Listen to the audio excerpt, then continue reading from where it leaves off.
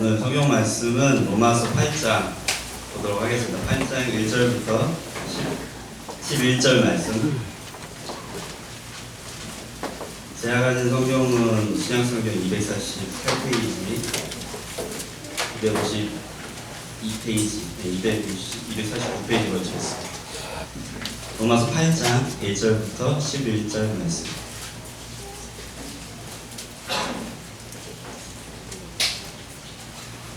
로마서 8장 1절부터 11절. 제가 한 절, 여러분들이 한 절 교독해서 읽도록 하겠습니다. 그러므로 이제 그리스도 예수 안에 있는 자에게는 결코 정죄함이 없나니 그리스도 예수 안에 있는 생명의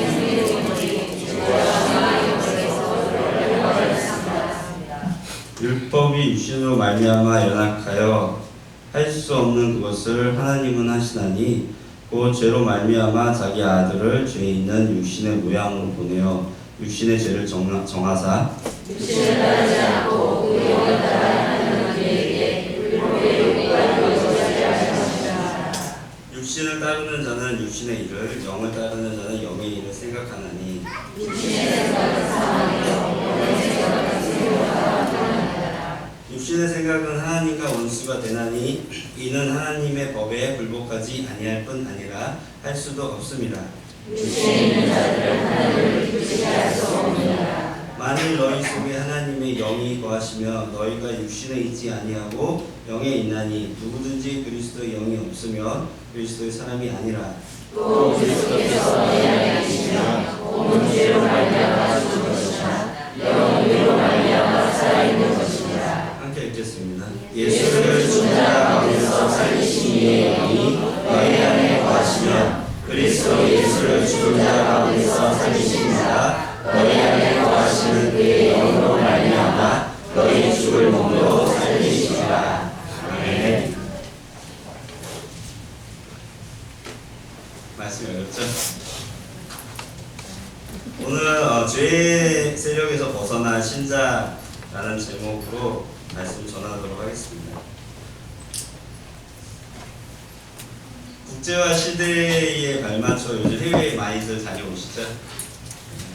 사람들이 새로운 나라에 여행이나 선교, 이민 등 어떠한 이유라도 이렇게 가게 되면 새로운 환경과 새로운 신분과 새로운 문화로 이렇게 옮겨지게 됩니다. 만약 이제 미국에 갔다고 이제 칩시다. 그럼 미국의 동부는 한국과 기후가 매우 비슷합니다. 그렇지만 이제 서부에 가면 한국에 있지 않은 자연 환경을 접하게 되죠. 서부는 거의 1년 내내 온난한 기후와 건조한 날씨가 지속됩니다. 건기와 얼기가 있어서 우기 때만 비가 조금 옵니다.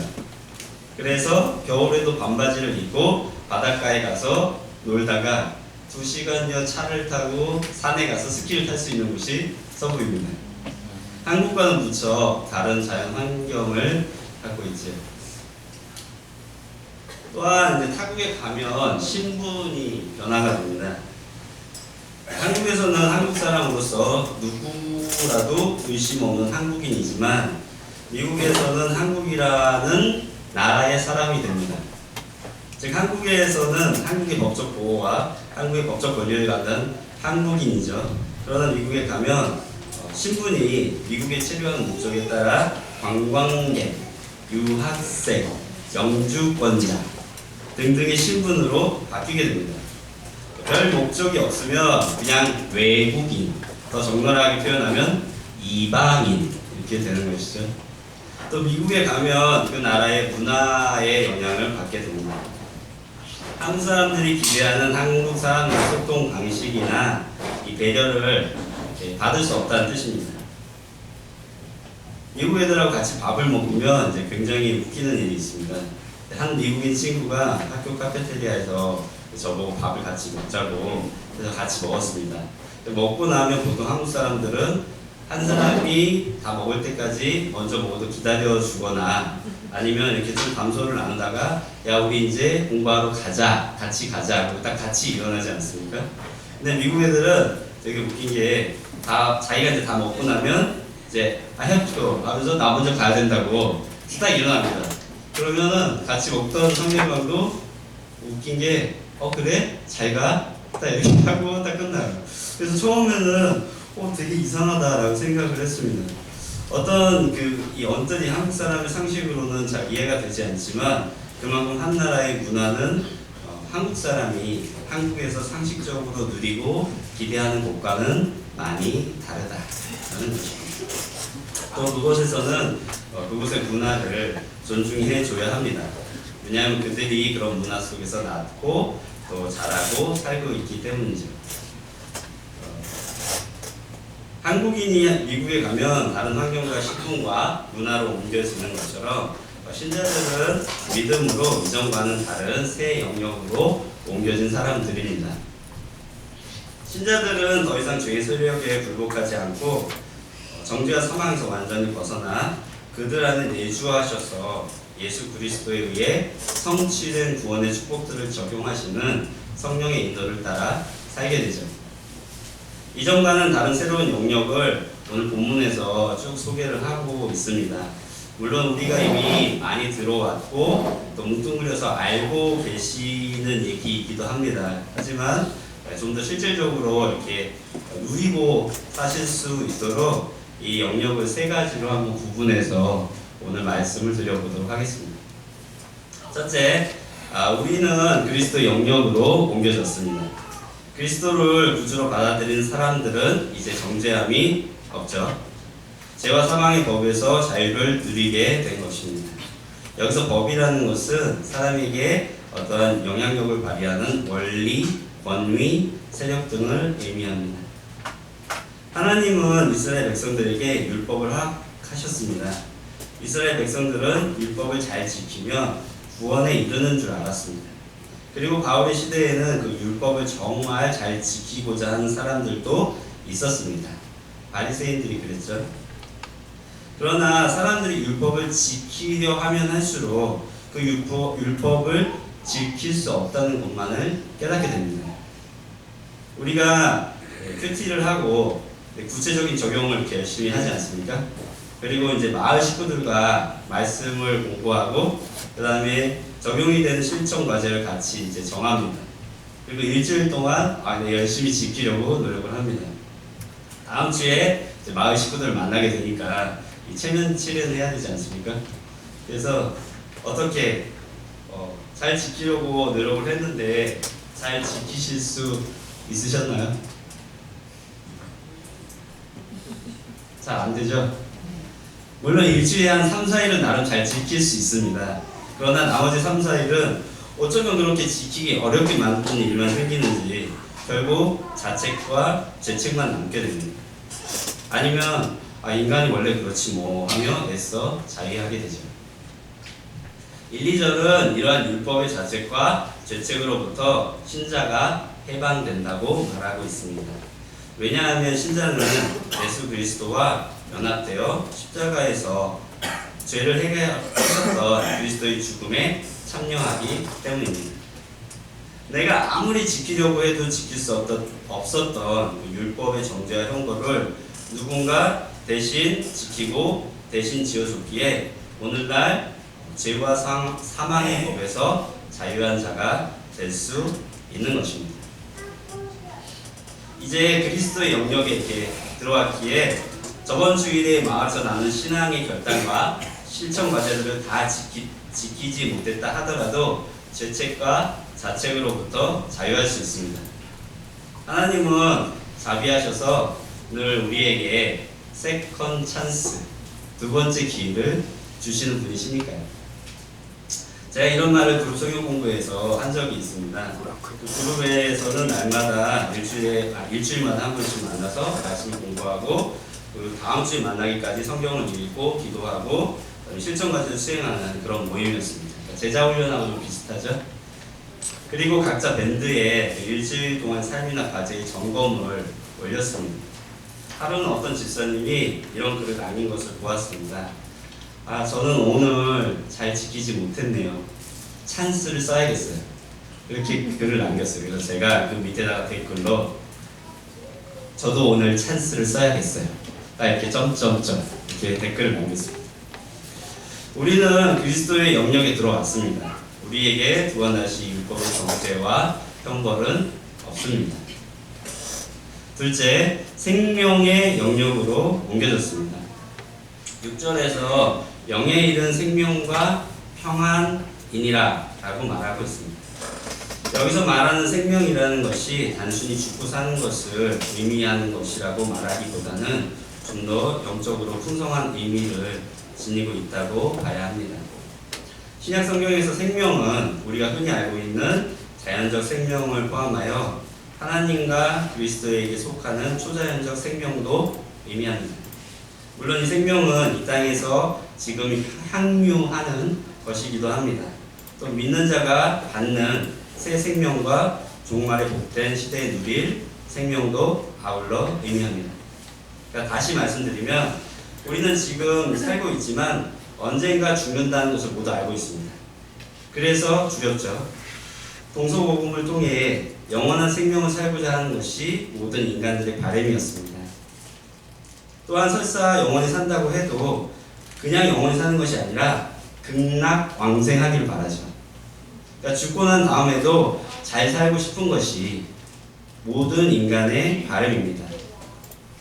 그러기에 일단은 죽어야 하고 죽으면 모든 것이 끝이라고 생각을 하면 너무나도 공허하고 허무합니다. 그렇다고 죽어서도 계속 잘 살 수 있다고 믿자니 어디에서 살게 될지 어떻게 살게 될지를 몰라서 너무나 두렵습니다. 그리고 그러한 소망 없음과 두려움으로 인해 현재의 삶도 무의미해지거나 무가치하게 느껴지기가 쉽습니다.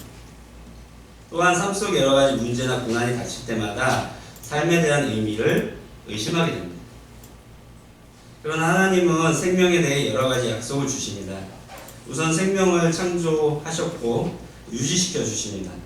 하나님은 이 육체를 창조하셨죠. 하나님이 창조하신 이 육체가 호흡하고 먹고 마시는 것들이 몸속에서 에너지원으로 기능하게 하심으로 육체가 유지되도록 해주십니다. 또한 죽음 이후에 영원한 생명을 약속하십니다. 그리고 하나님과 영원히 함께하는 안전, 기쁨, 사랑의 영적 생명을 약속하십니다. 그리고 현재에도 그러한 하나님의 영적 생명을 누리도록 해주시죠. 사람들은 주인이기에 스스로가 이러한 생명력을 만들어낼 수가 없습니다. 생명이 고갈된 사람들은 끊임없이 자기 중심성으로 욕망과 두려움을 표출하면서 살아갑니다. 아무리 노력하고 애써도 진정한 생명을 만들 수가 없기 때문에 계속 욕망하고 두려워하는 것입니다. 신자가 생명을 얻는 길은 예수 안에 들어가는 방법 외에는 없습니다. 우리가 스스로 생명을 만들어낼 수 없는 자들임을 고백하는 것이 우리가 할 일입니다. 그리고 하나님이 주시는 생명을 누릴 때 진정한 평안을 얻게 됩니다. 신약 성경에서의 평안은 이스라엘 사람들이 인사할 때 샬롬 이렇게 인사를 하잖아요. 이게 평안이라는 뜻이에요. 그런 인사와 유사한 표현으로 안녕, 그러니까 영어로는 웰빙, 요즘 웰빙 시대라고 하잖아요. 웰빙, 잘 먹고 잘 사는 거요. 구원, 셀베이션을 의미하며 만물의 원래 죄로 물들지 않고 혼돈하지 않은 상태 혹은 인간의 종말론적 구원을 의미합니다. 그러니까 세상의 거짓과 자신의 죄성으로 영안을 가리고 세상이 추구하는 방식으로 거짓 생명을 창출하려고 살았을 때는 진정한 평안이 없었습니다. 우리가 청년 때 많은 목사님들이 큰 비전을 가지고 살라고 설교를 많이 하셨어요. 그리고 공부를 열심히 해서 사회적으로 소위 말하는 성공을 해서 하나님의 영광이 되고 세상과 사람들에게 영향력을 발휘하면서 살아라 라고 설교를 많이 했습니다. 그래서 많은 청년들이 그러한 고지론, 높은 데 올라가서 세상의 본이 되려고 그런 대단한 설교를 듣고 밤낮 없이 노력하며 살았습니다. 그러나 그 젊은이들이 그러는 와중에 고갈되고 지쳐갔다는 것을 그 목사님들은 아실지 모르겠습니다. 생명을 나누고 살려고 노력하다가 오히려 생명이 고갈되고 소멸되었던 것이죠. 낮은 자리에서 사람들을 섬길 수도 있는데 말입니다. 그것도 하나님의 영광이 되고 세상과 사람들에게 영향을 발휘하는 일이기도 한데 말입니다. 주님이 주시는 생명의 영역에 들어가면 거짓된 생명을 추구하느라 허덕이지 않아도 됩니다. 자기가 생명을 만들어낼 수 없음을 고백하는 과정이 예수를 믿는 과정입니다. 종교적인 계율을 통해서 자기를 높이기 원하는 것이나 세상에서 돈이나 권력으로 자신을 높이려는 것은 다 자기 스스로 생명을 만들어내려는 욕망의 별로입니다. 우리가 그 자리로부터 벗어나 생명이 죽기만 있음을 고백하는 것이 참된 영적 생명을 경험하게 되는 과정입니다. 그러할 때에 세상에서 추구하던 모든 욕망과 두려움으로부터 자유하여 진정한 생명과 평안을 누리게 되리라 믿습니다. 세 번째는 우리는 성령의 영역으로 옮겨졌습니다.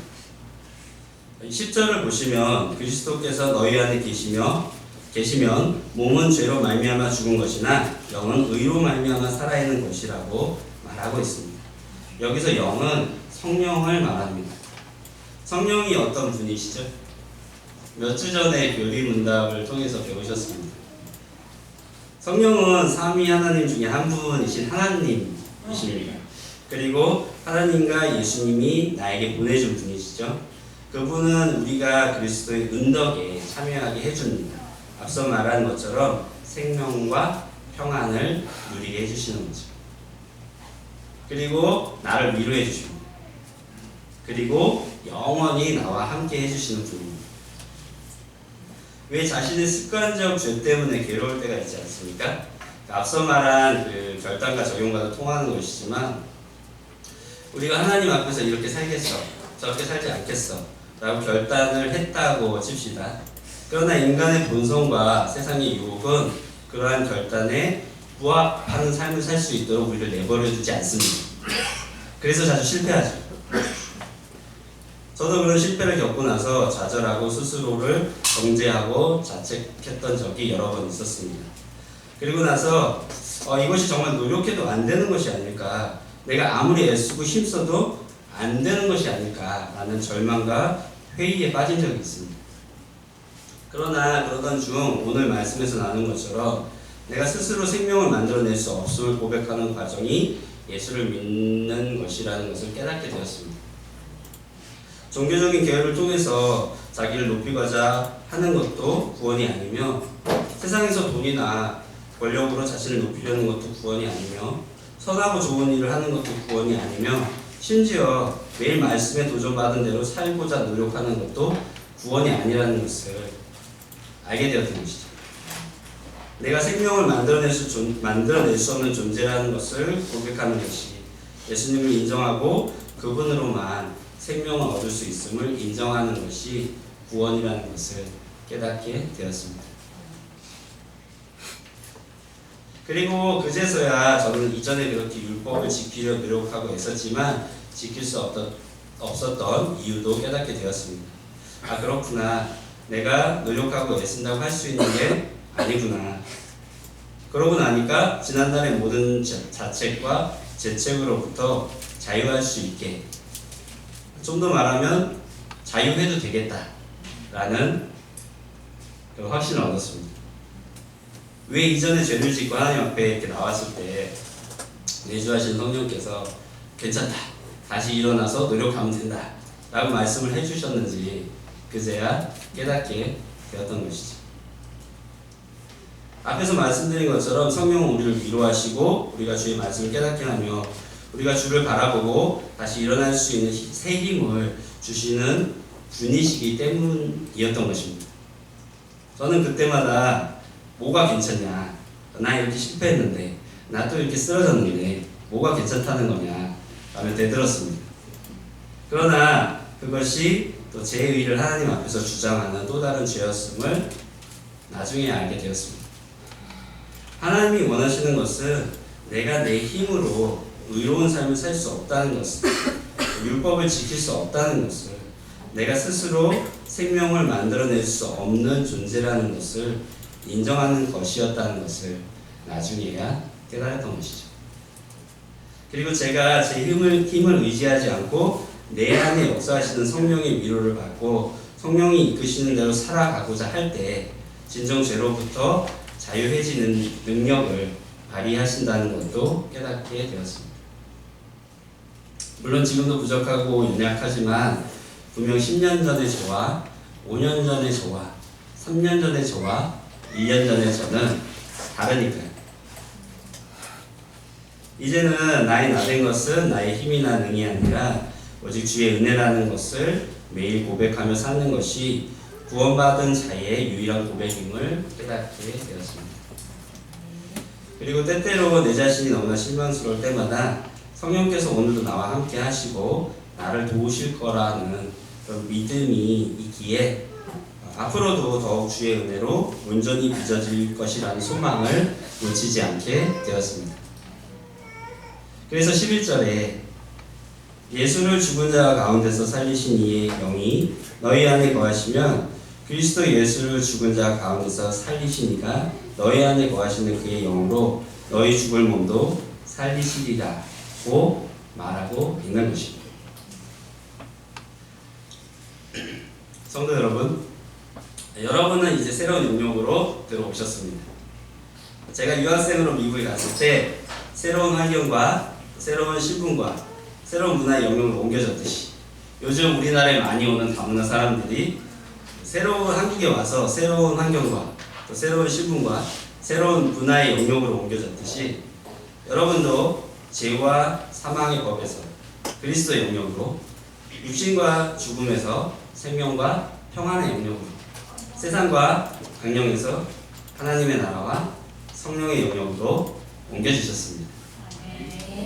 이 자유와 이 생명과 이 축복을 늘 놓치지 마시기를 축원합니다.